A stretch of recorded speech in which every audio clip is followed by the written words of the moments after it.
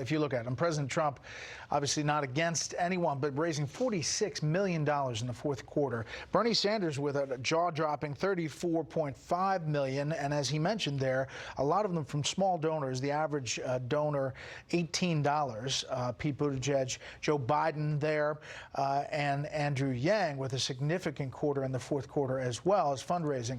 Meantime, the Washington Post has an article which it says ascendant Bernie Sanders turns his focus to Joe Biden.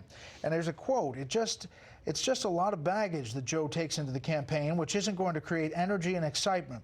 He brings into this campaign a record which is so weak that it just cannot create the kind of excitement and energy that is going to be needed to defeat Donald Trump. So there, as we close in on the Iowa caucuses February 3rd, let's bring in our panel.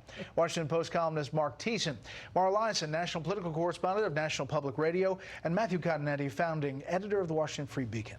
Mara, it is true. The Washington Post says ascendant Bernie Sanders. He is ascendant. He's ascendant. He's the oldest candidate running, period. He's had a heart attack, and he's still doing really well in the polls, brought in tremendous amounts of money, and he's doing something now that he said he wasn't going to do. He doesn't like to attack other candidates. He said that's kind of his brand, but now he's going after Joe Biden. So it tells you who he thinks is the biggest obstacle for him. Julian Castro dropping out of the race today, saying he just can't compete with money and influence. As you close in on the Iowa caucuses, what's the picture look like? It's really kind of a jump ball. It is a jump ball. I mean, look, Joe Biden is basically exactly where he's been the whole time, which is about 24% support. He's not pulling away from the pack because people are rightly concerned that he's too old and fragile and not ready to go up against Donald Trump. But they don't see an alternative because, I mean, the truth is that both Sanders and Elizabeth Warren are so far to the left that they spook the independents. And if either Sanders or Warren got the nomination, it would be a Trump landslide, I think. If you look at the Democrats who've qualified for the next debate, which is in Iowa in 2 weeks, this is what the group looks like. And for a party that talks a lot about diversity, Cory Booker, Andrew Yang, no longer on that stage. Oops. I guess we're going to have to examine the prejudices of Democratic voters now, as opposed to Republican ones who are often said to be prejudiced. Look, the fundraising numbers are fascinating. The top fundraiser in your graph is a nationalist, and the second fundraiser in your graph is a socialist. And what that says to me is the American people are continuing to reject establishment politicians. They're continuing to reject politics as usual. They're looking for candidates who are outside the mold and have brands that are distinctive from Washington. And if the Democrats end up nominating a typical politician, in Joe Biden, say, that is trouble for them in the general election. You mentioned President Trump's numbers. Brad Parscale, the campaign manager, put out a tweet staggering $46 million raised by President Trump in Q4 2019, jaw-dropping $102.7 million cash on hand.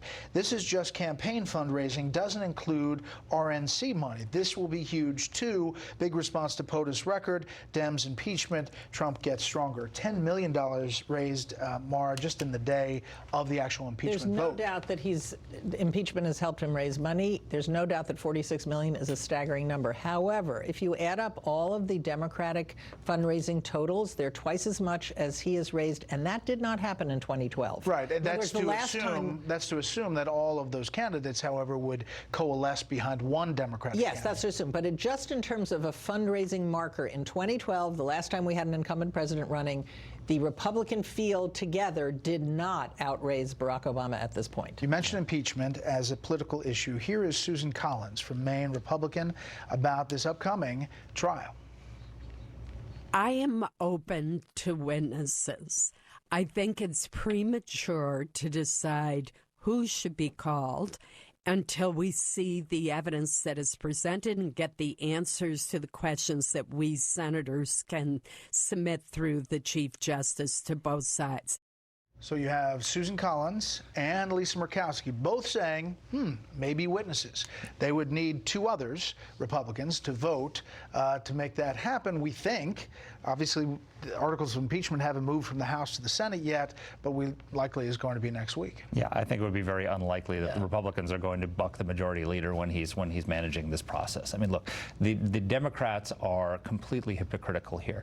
They are the ones who rushed this entire process. They are the ones who set the artificial deadline. Impeachment has to be done by Christmas, which there was no reason why impeachment had to be done by Christmas. They are the ones who said we can't wait for the courts to adjudicate. When the legislative branch and the executive branch disagree, then you go to the courts and they decide, right? And they said no, obstruction of Congress. This makes a mockery of the obstruction of Congress. 10 seconds. Witnesses or no witnesses?